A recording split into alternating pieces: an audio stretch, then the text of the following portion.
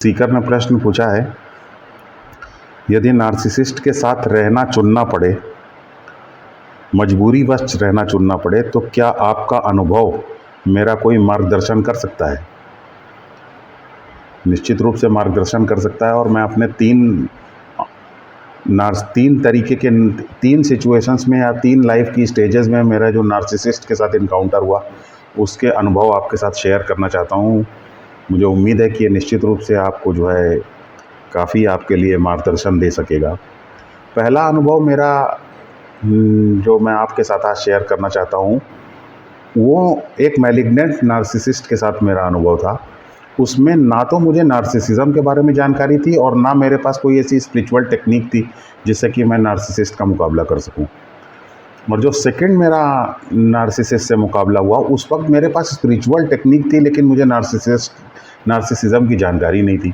और तीसरा जो मुझे अनुभव हुआ, नार्सिसिस्ट को मैंने फेस किया, तीसरा जो एनकाउंटर हुआ, उसमें मुझे स्पिरिचुअल टेक्निक की भी जानकारी थी और नार्सिसिज्म की भी जानकारी थी। तो पहला जो मेरा एक्सपीरियंस था वो एक मैलिग्नेंट नार्सिसिस्ट के साथ था। तो वो जो है बड़ा चीखने चिल्लाने लगता था, बहुत ही एग्रेसिव था और वो दूसरे की हमेशा कमज़ोरियों के ऊपर टारगेट करता रहता था, ताकि वो दूसरे की वीकनेसेस को लेकर के उनको या तो पनिश कर सके या ब्लैकमेल कर सके। और दूसरे की उन वीकनेसेस के ऊपर वो फोकस करता था जो कि उसकी स्ट्रेंथ हुआ करती थी, यानी जिन मामलों में वो स्ट्रांग था, वो देखता था कि उन मामलों में दूसरे लोगों की क्या वीकनेस है। उन वीकनेसेस को पकड़ करके या तो उसको ब्लैकमेल करता था या उसको पनिश करने की कोशिश करता था। तो जब इस तरीके के मैलिग्नेंट नार्सिसिस्ट से मेरा सामना हुआ, तो मैंने देखा कि वो बहुत ही एब्यूज़िव है और रिलेशनशिप के अंदर भी मुझे बहुत ज़्यादा डिफ़िकल्टीज़ होने लगी। मैं इमेजिन करता था, इमेजिनेशन मेरी लगातार कंपल्सिव इमेजिनेशन मेरे लिए एक प्रॉब्लम बनने लगी, फ़ियर फैक्टर मेरे अंदर आने लग गया। और मैं डेस्परेटली स्पिरिचुअल टेक्निक्स सीखना चाहता था कुछ, ताकि मैं इसका मुकाबला कर सकूँ। इनफैक्ट मेरे लिए इम्पॉर्टेंट ये था कि मैं इसका कैसे मुकाबला करूँ। तो मैं स्पिरिचुअल टेक्निक्स के लिए लगातार संघर्ष कर रहा था, नई चीज़ें अपना रहा था। और मैंने देखा कि उस व्यक्ति के साथ धीरे धीरे मैंने एक्चुअली वो मुझे कंट्रोल करना चाहता था, वो किसी को भी कंट्रोल करना चाहता था। उसका एम ये था कि वो दूसरे लोगों को पनिश करे, ब्लैकमेल करे, ताकि उनको कंट्रोल कर सके और दूसरे लोग उसकी ग्रैंडियोसिटी, उसकी सुपीरियॉरिटी को, जो कि वो अपना कंसीव करता था दिमाग में, उसको एडमिट कर सके। तो मैंने देखा कि मेरे साथ जब डिफ़िकल्टीज़ हुई, तो मैंने एक टेम्परेरी मेजर के चलते इस चीज़ को एडमिट कर लिया, यानी उसकी जो फैंटेसी थी, जो वो अपने बारे में इमेजिन करता था, उसको मैंने एडमिट कर लिया। तो जब मैं एडमिट करने लगा, तो मैंने उसको जो है एक तरीके की high quality narcissistic supply provide करना शुरू कर दिया, क्योंकि मैं उसकी ग्रैंडियोसिटी और मैं उसकी सुपीरियॉरिटी को जब एडमिट करने लगा, तो निश्चित रूप से उसे सप्लाई मिलने लगी। और उससे मैं उसको थोड़ा बहुत कंट्रोल भी कर पाने लगा कि डिफ़िकल्ट सिचुएशंस में, जहाँ पर मेरे लिए बहुत डिफ़िकल्टी है कर सकता था वो, वहाँ पे मैं उसको नियंत्रित कर सकूँ। तो इस तरीके से मैं एक तरीके का गिव एंड टेक रिलेशनशिप हो गया उसके साथ। गिव एंड टेक रिलेशनशिप ये था कि मैं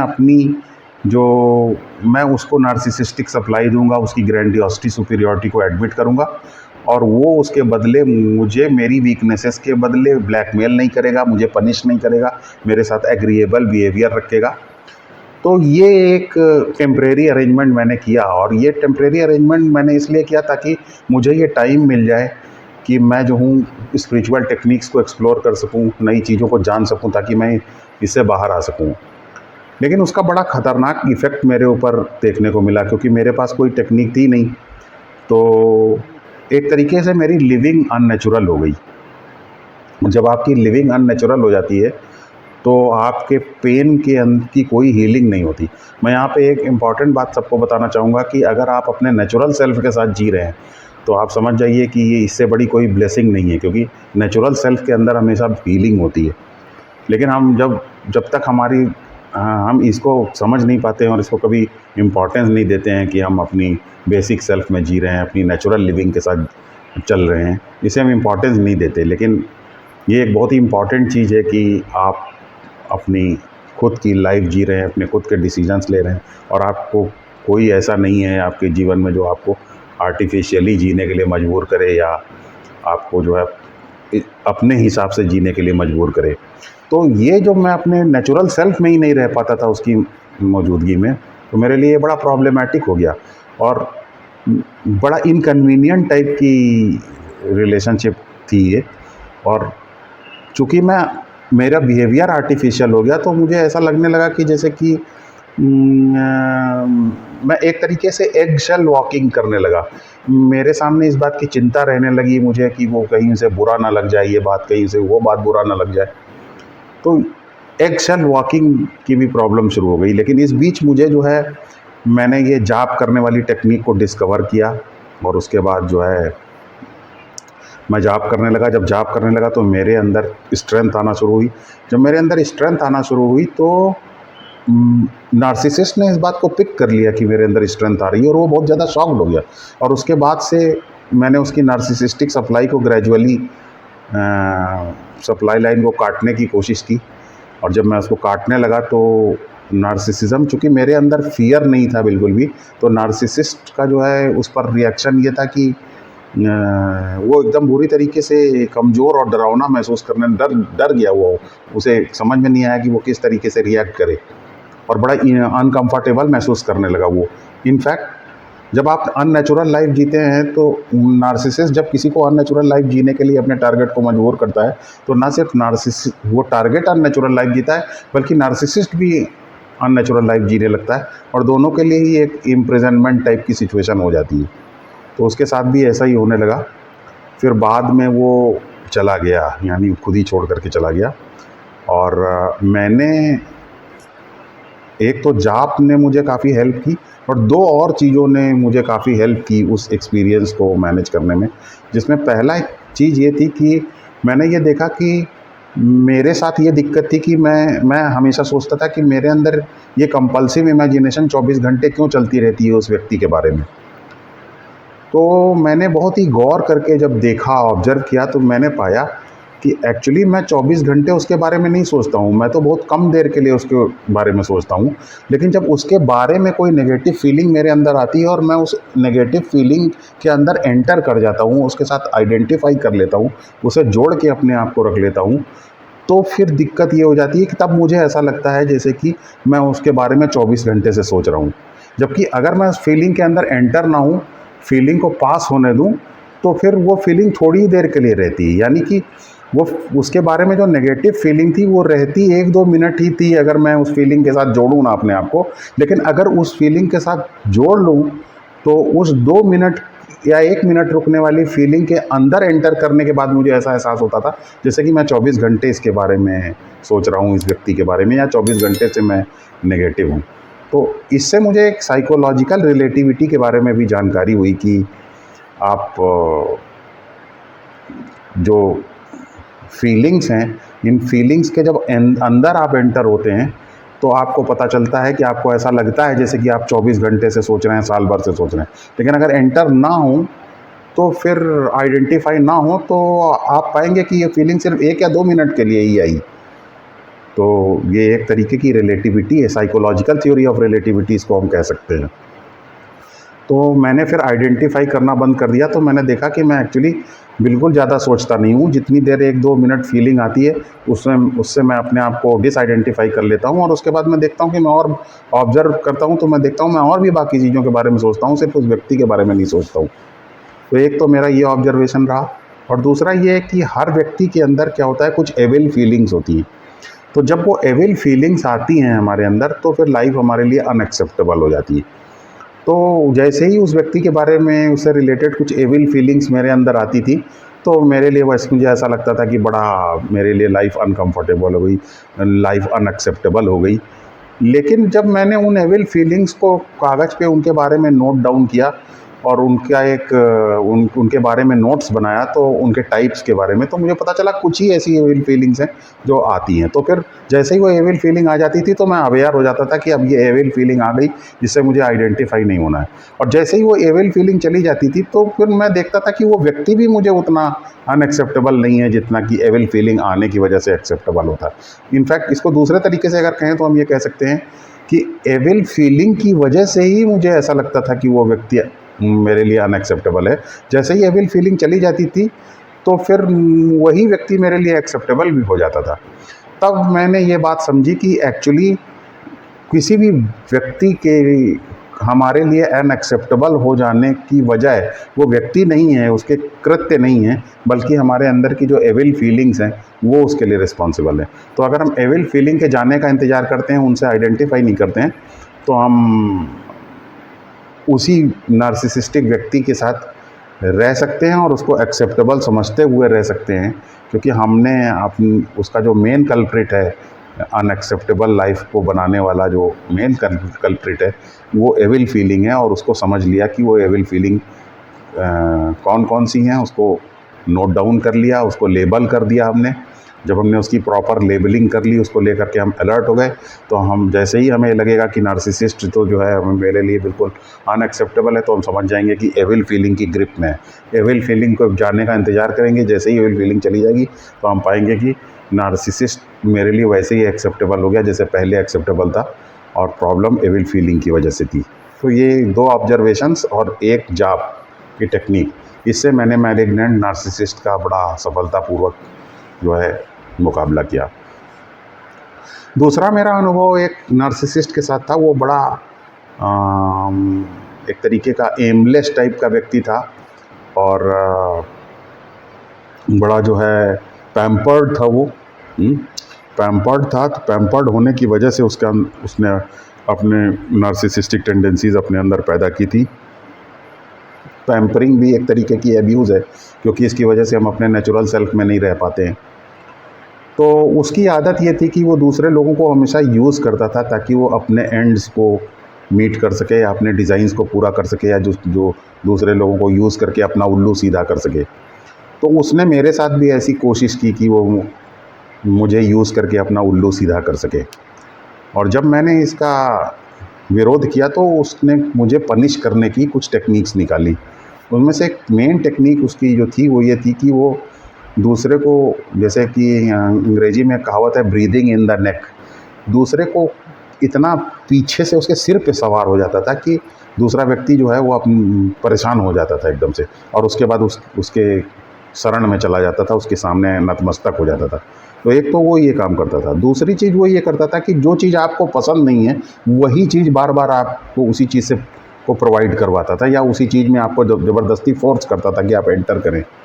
तो जब बार बार ऐसा करता था, जो चीज़ आपको पसंद नहीं है उसी में आपको बार बार डालता था, वो वही करने के लिए आपको बार बार मजबूर करता था। तो दूसरा व्यक्ति जो है घबरा जाता था कि अरे ये तो मुझे अभी तो मैं इससे कह के आया हूँ कि ये मुझे पसंद नहीं है, और बार बार ये मुझे मजबूर कर रहा है कि मैं वही काम करूँ। तो उससे वो पैनिक हो जाता था, और पैनिक होकर के उसके सामने सरेंडर हो जाता था। लेकिन इस एपिसोड में मुझे भले ही नार्सिसिज्म की जानकारी ना हो, लेकिन मुझे स्पिरिचुअल टेक्निक की पूरी जानकारी थी, तो मैं अंदर से बड़ा पावरफुल था।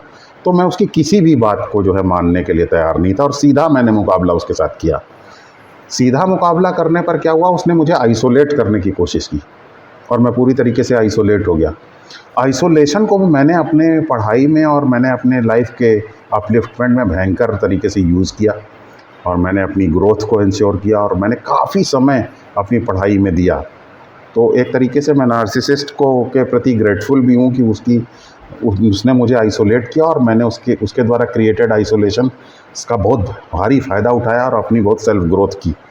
लेकिन इस सेल्फ ग्रोथ के बावजूद भी जो मुझे याद आता है कि मेरे सामने कौन सी प्रॉब्लम्स आई थी उस वक्त, वो प्रॉब्लम्स में एक सबसे बड़ी प्रॉब्लम थी कि मैं बड़ी लिमिटेशन महसूस करता था, बड़ा बोर्डम महसूस करता था, क्योंकि मेरी लाइफ कन्फाइन हो गई थी।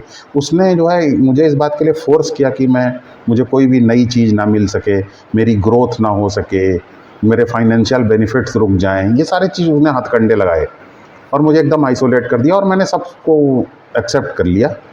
और लेकिन मुझे जो चीज़ एक्सेप्ट नहीं हो पा रही थी उस वक्त, वो थी मेरी लिमिटेशन और बोर्डम। लेकिन मुझे लगता है कि अगर मैं ज़्यादा ऑनेस्टली बात करूँ तो ये लिमिटेशन मेरी इस वजह से उतनी नहीं थी कि वो नार्सिसिस्ट की टेक्निक्स बहुत ज़्यादा इफ़ेक्टिव थी। वो लिमिटेशन इस वजह से भी थी बोर्डम, क्योंकि बोर्डम और लिमिटेशन इस वजह से भी थी क्योंकि मेरे जो पढ़ाई लिखाई का जो उद्देश्य था वो बहुत ज़्यादा इंटेंस होने की वजह से मेरी लाइफ में लिमिटेशंस क्रिएट कर रहा था। तो लेकिन इसके बावजूद भी मैंने लिमिटेशन को दूर करने के लिए जो उस वक्त स्टेप्स लिए थे और बोर्डम को हटाने के लिए स्टेप्स लिए थे, वो ये थे कि जब जो काम करने में मुझे बिल्कुल भी ऐसा लगता था फ्रीज़ हो गया हूँ, बिल्कुल बर्फ़ की तरह जम गया हूँ, मेरे अंदर कुछ भी नया कर पाने की क्षमता नहीं रह गई, मतलब मैं कुछ स्टेप्स ही नहीं ले पा रहा हूँ, ऐसा लग रहा है जैसे बेड़ियाँ पहने हुए हूँ। तो मैंने धीरे धीरे छोटे छोटे बेबी स्टेप्स के साथ वो सब काम करने शुरू किए जो मुझे लगता था कि मुझे करने चाहिए। और जब मैंने बेबी स्टेप्स के साथ धीरे धीरे करने शुरू किया तो मुझे लगता है कि मुझे पता चला कि मैं कर सकता हूँ। और इस तरीके से मैंने जो है उन साइकिल्स को लिमिटेशन के तोड़ दिया और लाइफ मेरी रिफ़्रेशिंग हो गई। और मैं कभी एक चीज़ वो बताऊंगा आप लोगों को, एक चीज़ होती है उसे कहते हैं म्यूज़िक थेरेपी। म्यूज़िक थेरेपी मैंने किस सेंस में उसे अडॉप्ट किया उसके बारे में भी मैं बात करूँगा। तो मेरे इमोशंस ने मेरे म्यूज़िक थेरेपी ने मेरे इमोशंस को इन्वोक किया, जिन इमोशंस की वजह से मुझे फ्रेशनेस और लाइफ का फ्रेश इंटरप्रिटेशन मिल पाया। तो मैं म्यूज़िक थेरेपी ने भी मेरे जो बोर्डम था उसको दूर करने में बड़ी मदद की। और वो नार्सिसिस्ट भी धीरे धीरे कमज़ोर हो गया और उसके कमज़ोर होने के बाद वो ही फेडेड इनटू इनसिग्निफिकेंस।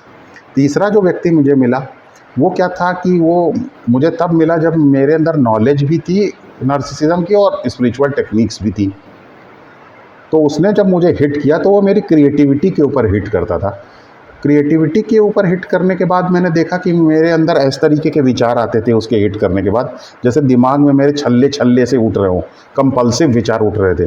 कंपल्सिव विचार की वजह से मुझे ऐसा थोड़ा डैम्पेन टाइप का माइंड में मुझे ऐसा लगता था कि बड़ा डैम्प हो गया है दिमाग, बड़ा नमी सी हो गई है नेगेटिविटी की। तो उसको मैंने जो है उस नार्सिसिस्ट को तो मैंने यूज़ खुद किया।